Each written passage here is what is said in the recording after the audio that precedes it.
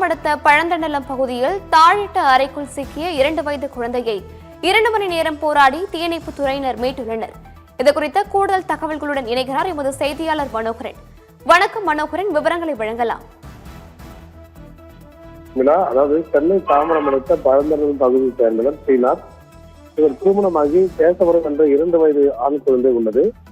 இந்த நிலையில் இன்று ஸ்ரீநாத்தின் மனைவி மற்றும் தாத்தா பாட்டி ஆகியோர் வீட்டில் இருந்த நிலையில் குழந்தை கேசவரம் வீட்டின் அறைக்குள் விளையாடி இருந்தபோது அறையின் கதவை மூடிவிட்டு தாழ்பால் போட்டுள்ளார். இதனால் அதிர்ச்சி அறிந்த வீட்டில் இருந்தவர் முயற்சி செய்தும் வீட்டின் கதவை உடைக்க முடியாதால் குழந்தை சுமார் 1 மணி நேரம் அறையில் உள்ளே அழுது கொண்டிருந்தனர்.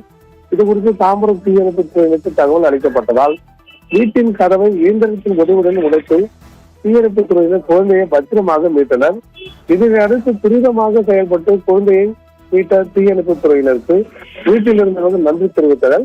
குறிப்பாக சர்மிளா, இது போன்ற சிறு குழந்தைகள் வீட்டில் இருக்கும்போது பெற்றோர்கள் கொஞ்சம் ஜாக்கிரதையாக இருக்க வேண்டும் எனவும் தெரிவித்துள்ளனர். சர்மிளா.